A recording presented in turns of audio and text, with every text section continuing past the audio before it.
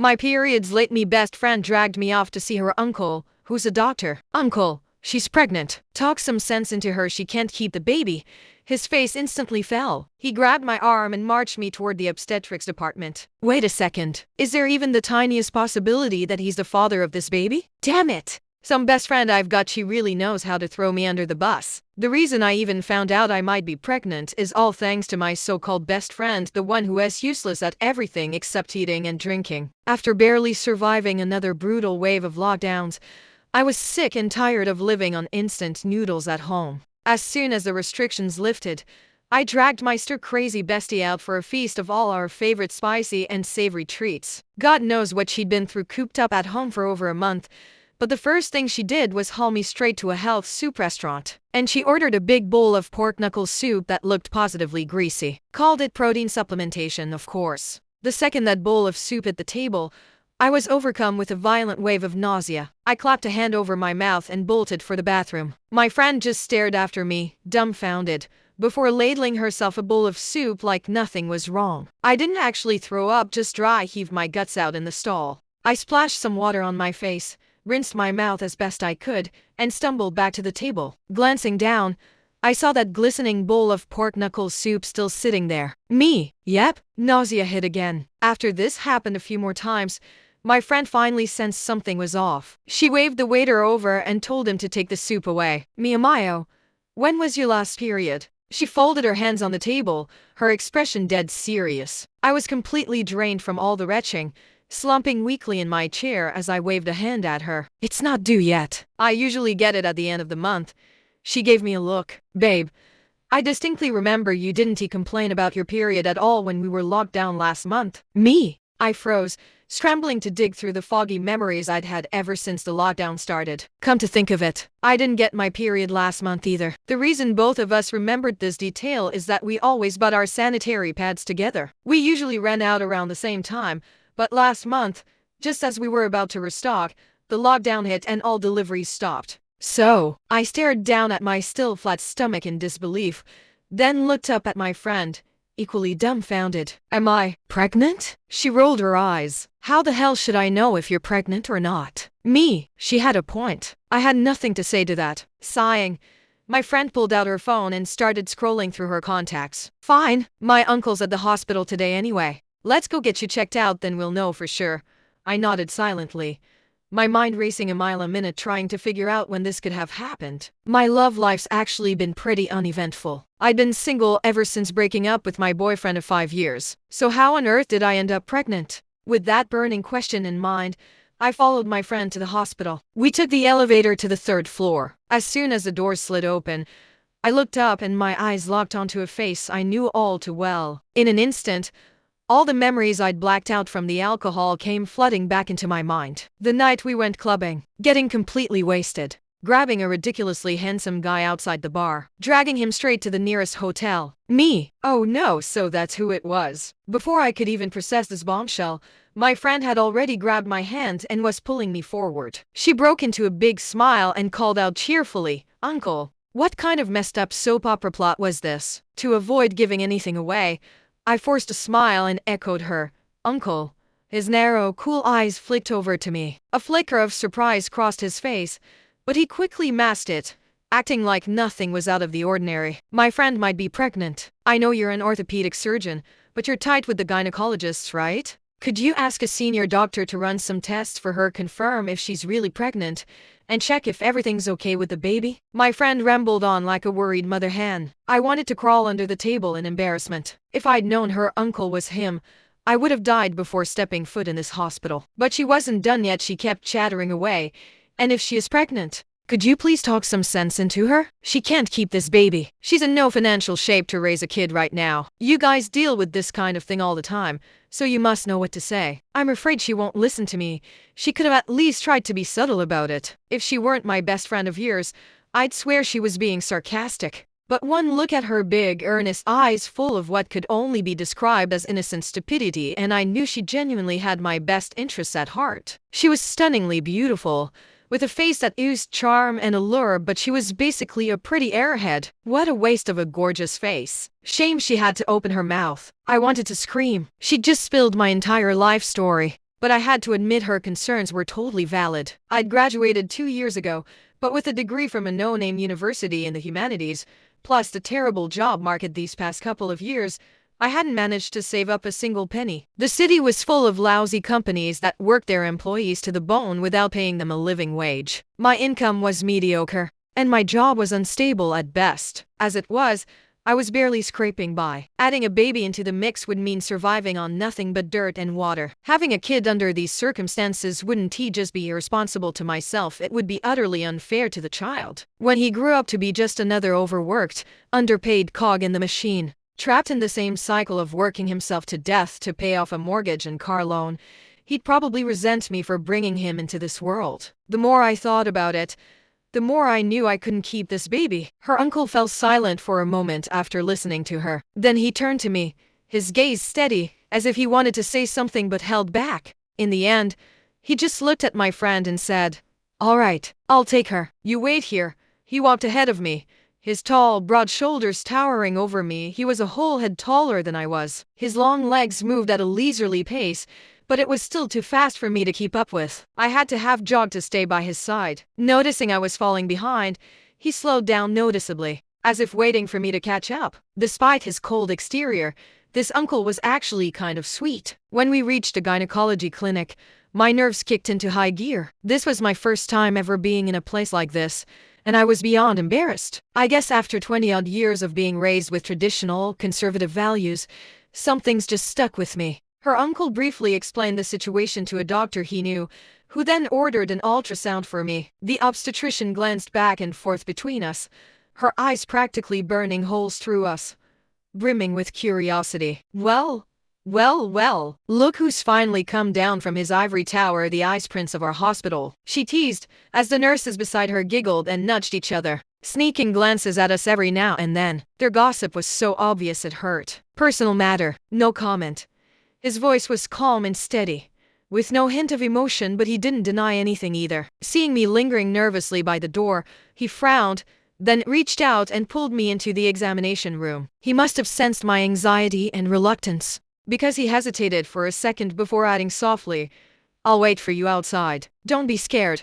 His tone was a little awkward, but his words were comforting. Somehow, those words made the cold, clinical medical instruments in the room seem a little less intimidating. The ultrasound results came back confirmed 6 weeks pregnant. No room for denial now. I clutched a report in my hand, my legs feeling like jelly as if I were walking on clouds. Before I knew it, my friend had appeared beside me and snatched a report out of my hand, her eyes widening as she read it. Her facial expressions were all over the place. Joy, anger, sorrow, and resignation flickered across her face in the span of a few seconds. "Who's the father? When did you get a boyfriend? How could you keep this from me? Are we even friends anymore?" she snapped, her eyebrows shooting up in anger. "And does he even know what responsibility means? Did he even finish 9 years of compulsory education? Get him over here right now. I am gonna give him a piece of my mind for daring to mess with my best friend." Her tirade was relentless. I shrank back into my seat, too scared to say a word. "If only you knew,"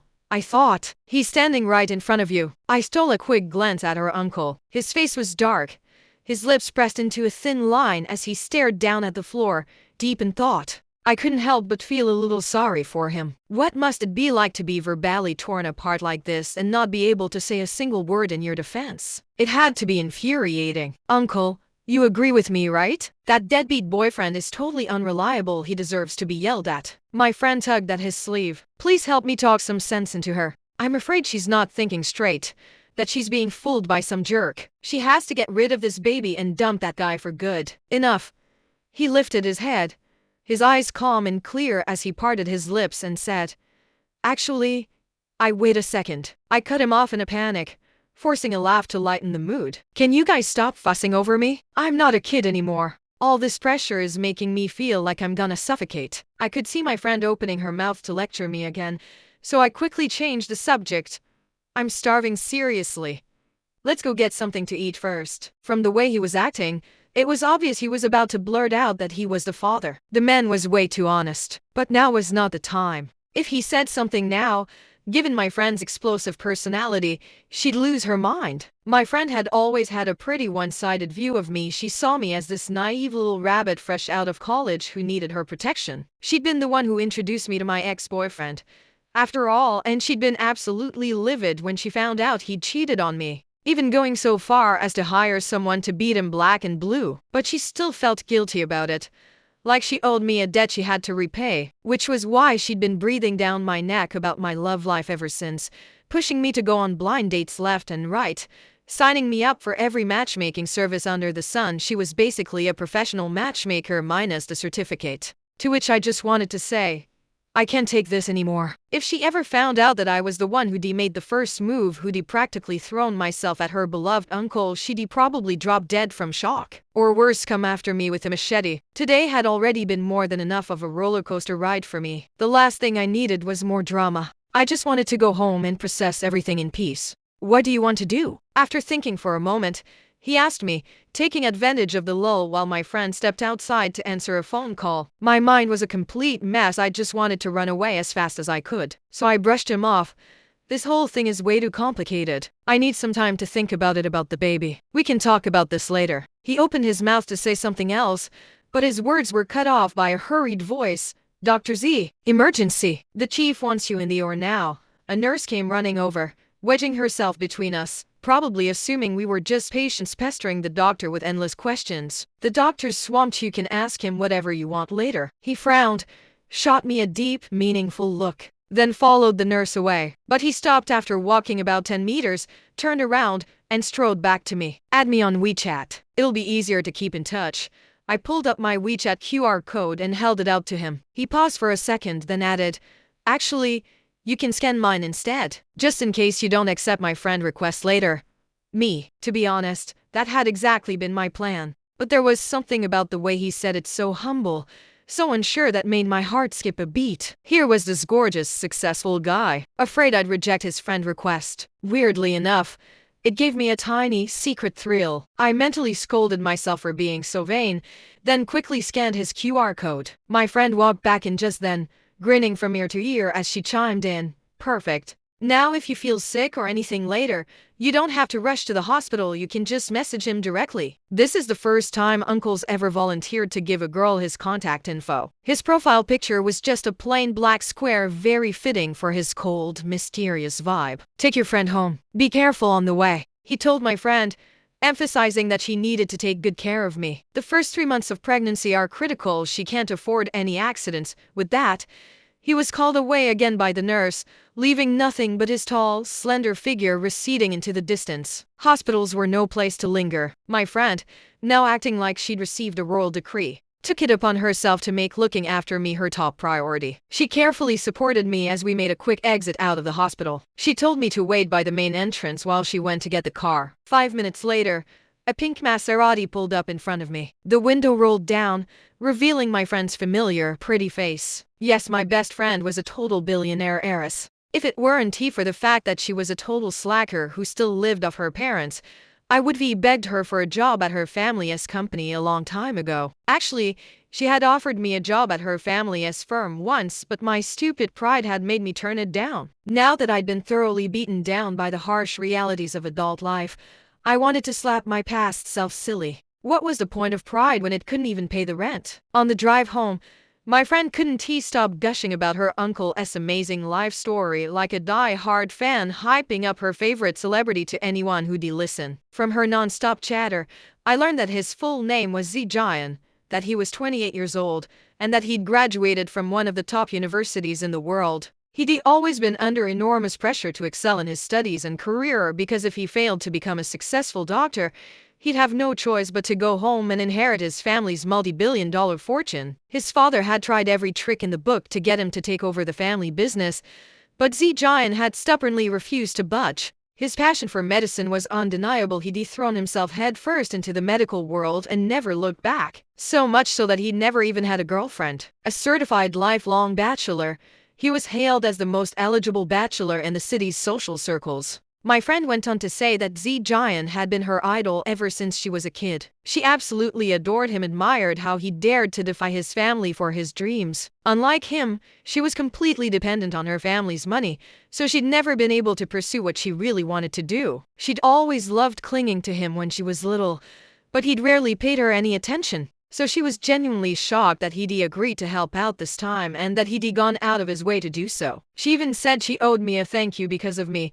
She'd gotten one step closer to her idol. I laughed awkwardly, avoiding her eyes, my heart pounding with guilt. I just hoped that when she found out I'd practically thrown myself at her precious idol, she wouldn't come after me with a giant knife. My friend dropped me off at my apartment building and then left, saying she'd just had a brilliant idea for her novel that she needed to rush home and write down. Oh right, she was also a struggling online novelist. I collapsed onto my couch, staring blankly at my newly added WeChat contact. I clicked into Jian's moments. The only posts he'd shared all year were 2 links to medical research papers. Total old man vibes, though it did fit his job as a doctor. People online always said that young male doctors were players, that they were basically a breeding ground for heartbreakers. I wondered if Jian was the rare exception to that rule, or if he was just really good at hiding his true colors. Or maybe those rumors were all just nonsense. Ugh, what was I even thinking? I groaned and slapped my forehead. Speak of the devil. My phone buzzed with a WeChat message from Jian. He sent a cheerful hi sticker. Was it possible he was secretly a huge dork? But before I could reply,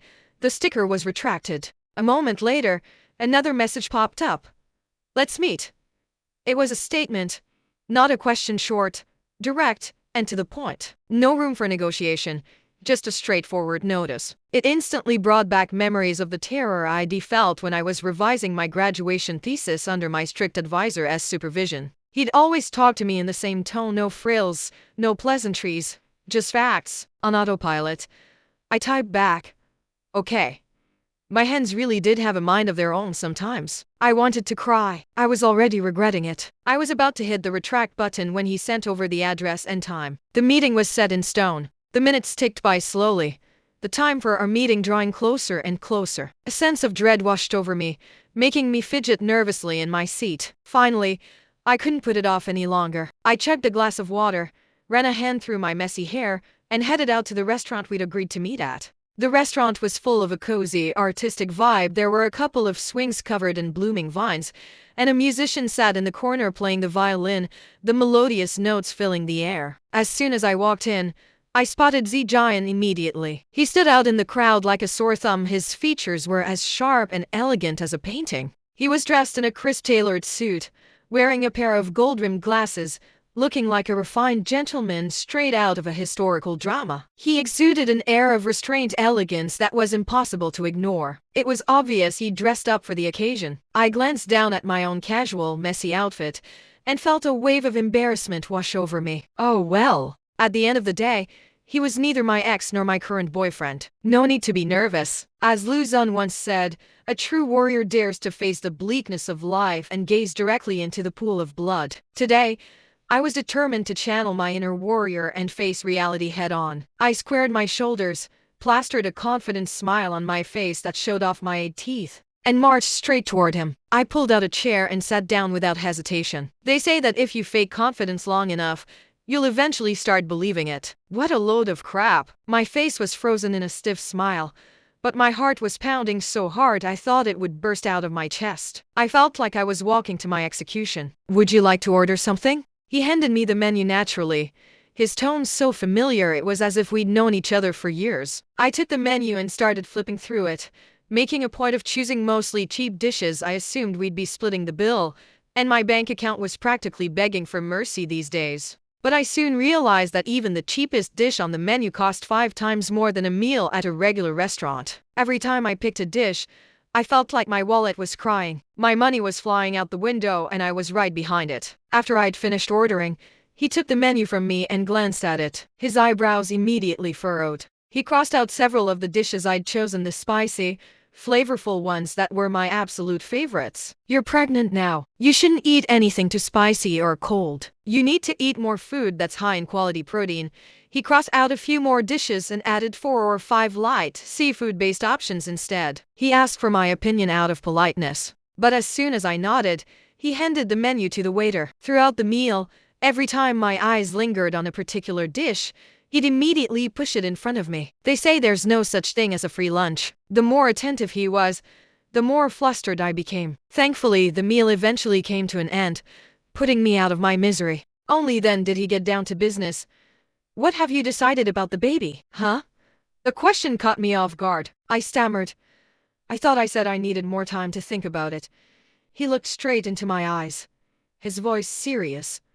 "I respect whatever decision you make. Your body is your own. Having an abortion can be hard on your health, so whether you keep the baby or not is entirely up to you. But if you do decide to have it, I'll take full responsibility. We can get married whenever you want."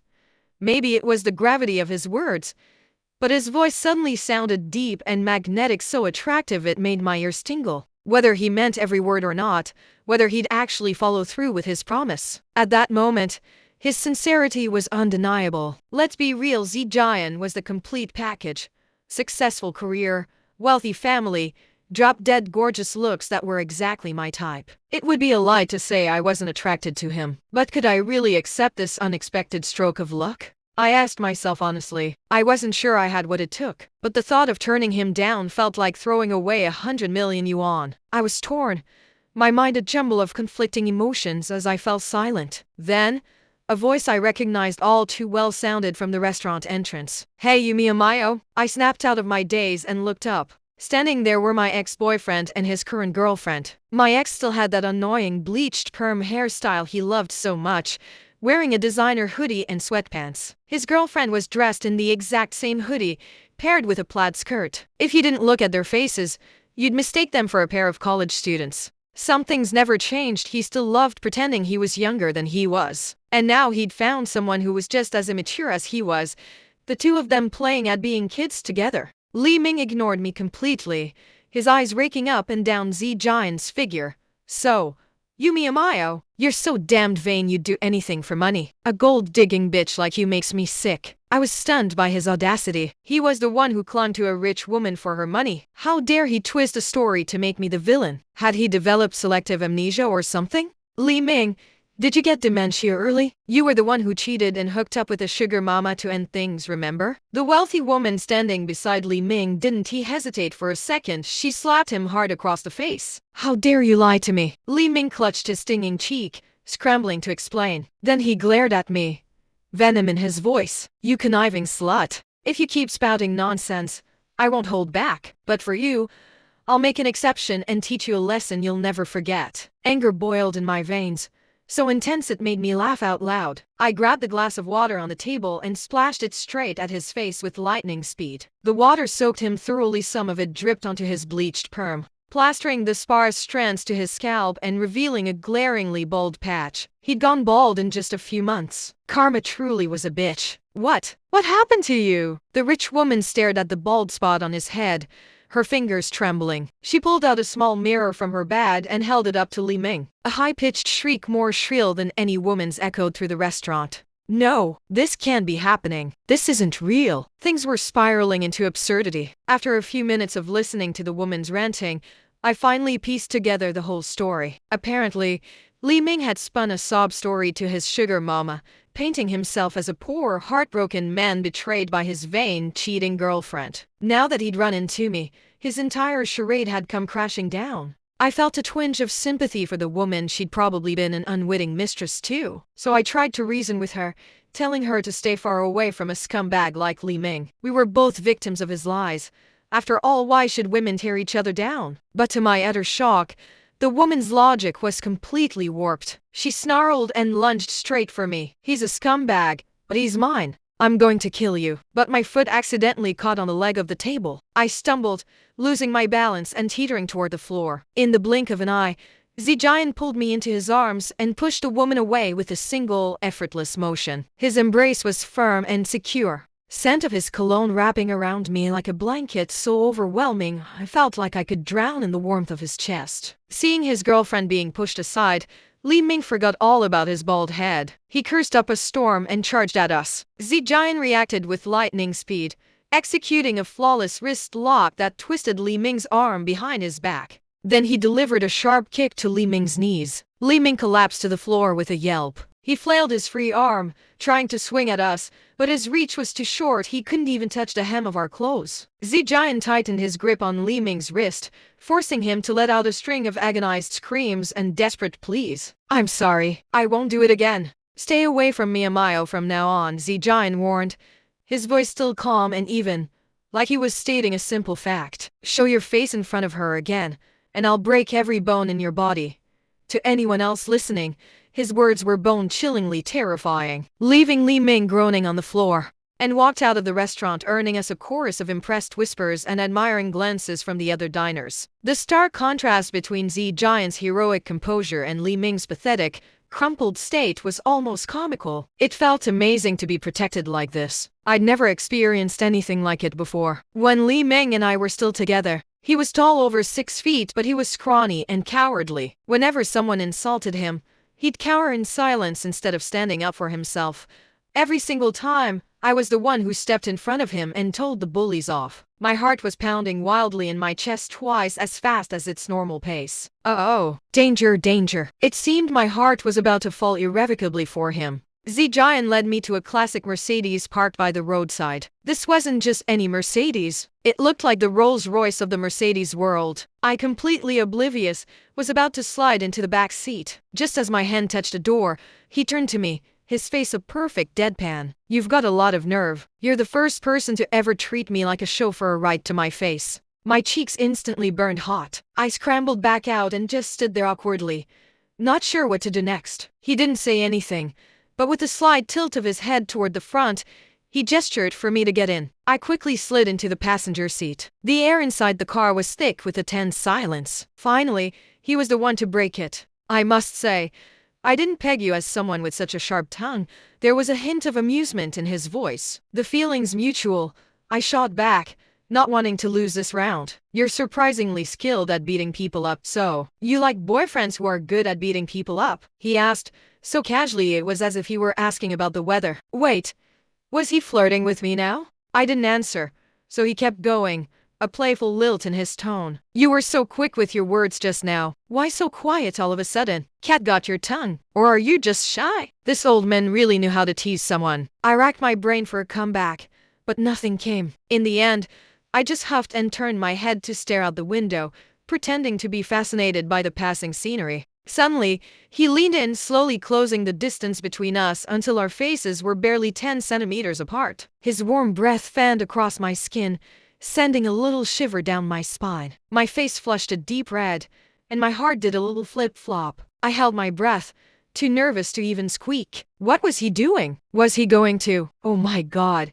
this was so embarrassing. A million groundhogs were screaming inside my head. My eyes, almost against my will, were glued to his lips. They were full and looked really nice, and they were getting closer and closer and closer. My mind went completely blank, just a mess of chaotic thoughts. Click! The crisp sound of a seatbelt buckling echoed in the car. Zijian straightened up, pulling away from me slowly. So, he was just fastening my seatbelt. That was it. But I was convinced he did it on purpose. He was definitely trying to flirt with me. Why else would he dress up so nicely just to meet me? And why would he lean in so close to do something I could have easily done myself? He could have just told me to buckle up. Yes, Zijian was absolutely doing it on purpose. The car pulled away smoothly, merging into the flow of traffic. "How's work been lately? Everything going okay?" he asked, his voice returning to that calm, steady tone. It almost sounded like an elder checking in on a younger family member. The moment he mentioned work, the floodgates opened. Don't even get me started. The market has been awful this year. Everyone's losing money. My boss cries about how poor the company is every single day. I am seriously worried he is just going to pack up and leave without paying us. I sighed, feeling completely drained. If this company goes under, I'll have to find a new job. That means competing with hundreds of fresh graduates all over again. It's exhausting. And the interviews. You can't escape the HR people grilling you and gaslighting you. Just thinking about it gives me a headache. I'm this close to just becoming a nun. Free room and board, and no need to use my brain. Zijian drove steadily, just nodding now and then to show he was listening. He didn't say much. He didn't give me any of those empty motivational speeches or lectures that older people usually do. He was just a really good listener. No matter how ridiculous my complaints sounded, He never looked surprised or doubtful. He just stayed calm and unflappable. I rambled on and on, venting about everything until we arrived at my apartment building. I hadn't even noticed we were there. The car stopped, but I was still in the middle of a rant. He didn't rush me. He just sat there, listening quietly to my endless chatter. Every now and then, when I said something funny, a small, charming smile would appear on his face. That smile could probably turn heads anywhere. Finally, my throat went dry and I stopped talking. I grinned sheepishly at him. Sorry, I tend to go on and on when I'm complaining. You should probably get going. I'm heading upstairs. I reached for the door handle. Have some water first. Z Giant handed me a bottle of mineral water, a faint smile still on his lips. We can continue this chat another time. I have a meeting to get to, so I won't walk you up. Take care of yourself. And message me on WeChat if you need anything.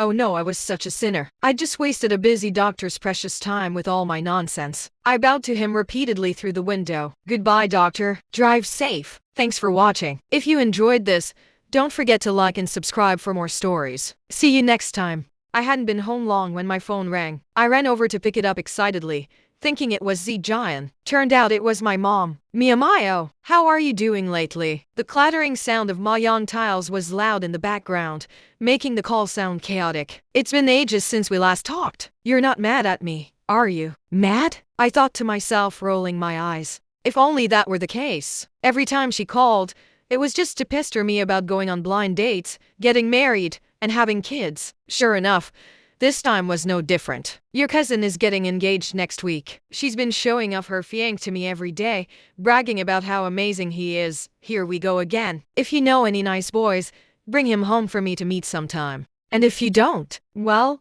I have someone in mind. My friend's son lives in the same city as you. She was asking about you just the other day.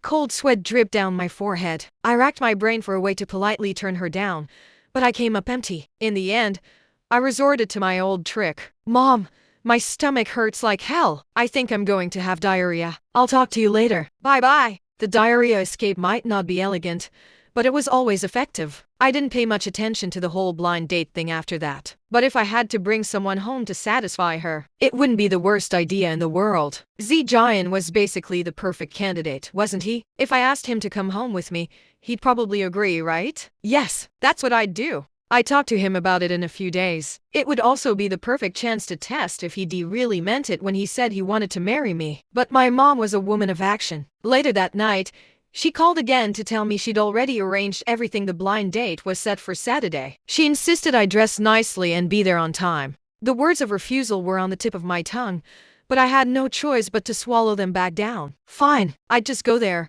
meet the guy, and tell him up front that we weren't a match. The thought still left a bad taste in my mouth though. I video called my best friend, ranting to her about all the ridiculous things that had happened that day, from my ex-boyfriend's embarrassing meltdown to my mom's relentless nagging. My friend agreed that I should just go and get it over with by telling the guy the truth. She also reminded me that if I was planning to have an abortion, I needed to do it soon. Waiting too long would be bad for my health. She added that if I did decide to keep the baby, I needed to have a serious talk with the father right away. If we were going to have the baby, we should get married as soon as possible and make sure we had a house and a car first. Otherwise, by the time my belly got big, I wouldn't fit into my wedding dress properly. She kept chattering on and on, until I finally cut her off by saying I was tired and going to bed. My mom's nagging finally won. I caved and agreed to go on a blind date, just to get her off my case. The plan was simple. Show up, be honest that I wasn't interested, and leave. Easy enough, right? So, I arrived at the cafe on time, and my date was a gentle-looking programmer named Pei Chen. Turns out, we were classmates back in college. He seemed nervous, fiddling with his hands. I know this might just be a formality for you, he started, but for me, it's not. I'll tell our parents we're not a good match, don't worry. Then, he stood up, his cheeks flushing red. This isn't a formality. I'm serious about this. About you. He then stumbled through a story about having a secret crush on me since high school. He said he never confessed because he didn't want to distract me from my studies. In college, when he finally thought the time was right, he found out I had a boyfriend. I was completely stunned. This was not in the script. I mean, not only was I pregnant, but I was also falling for Z Giant. Even without Z Giant in the picture, I'd never thought of Pei Chen in that way. I'm really sorry, I said, trying to be gentle. I already like someone else. You'll find someone much better for you. He laughed, a bit forced. Who is it? If you're not sure, take your time. I'll wait. No rush. Oh no, why was he so determined to misunderstand? I steeled myself to give him a firm, clear rejection, but just then, a familiar voice cut through the air. Mia Mayo, come here. It was Zijian, standing by the door, holding his hand out to me. I was in shock, but I walked over to him like I was in a trance. He took my hand, lacing his fingers through mine. Facing Pei Chen, his voice was cold and final. Don't wait for her. You don't stand a chance. She's mine. What was he even doing here? I had thought about asking him to come with me, but I never actually did. No time to think about that now. I stood close to Zijian, showing a united front. He's right. I said to Pei Chen, he's the one I like. I'll never like you. And you don't have to wait for me. The words were harsh, I know. Pei Chen's face went from red to pale, pure dejection written all over him. He just nodded and walked out, his shoulders slumped. I felt a pang of guilt watching him go. Was I too mean? Are you done staring? A low voice murmured in my ear. I looked up. Zijian was turned slightly away, looking a little awkward, almost embarrassed. Someone's jealous, I teased, feeling bold. He shot me a sideways glance with those beautiful eyes but said nothing. Later, he took me to a small restaurant near our old college. And there, he told me his story of a long secret crush on me. What was in the water today? First Pei Chen, now Zijian. My heart felt like it was going to float away. I just stared into his eyes, feeling all warm and happy. He got flustered by my staring and actually covered my eyes with his hand for a second. He told me the first time he saw me was at a departmental gala in our sophomore year. My best friend had dragged me on stage to dance with her. She was supposed to sing, and she'd wanted her parents to come, but they were busy, so she asked Zijian to come instead. He said he fell for me the moment he saw me on that stage. But before he could get my contact info, the hospital called him for an emergency. That's why I never even noticed him. By the time he was free, my friend told him I already had a boyfriend. As for that night at the club, I'd run into my ex, the one who had just broken up with me. Seeing him brought back all the pain, and I drank way too much. Stumbling out of the bar, I saw Zijian standing there. He looked so handsome, and my liquid courage took over. I grabbed his arm and dragged him to a hotel. He had been dragged to the club by his friends, only to be kidnapped by me. Hearing his side of the story was like music. All my doubts, all my fears just vanished. I was completely, head over heels in love with him. Thank you for listening to my story. Don't forget to like and subscribe for more. I'm only worth 200 yuan for a night, Zijian said, pulling out his small wallet and placing it on the table. The wallet was a misunderstanding, I explained hastily,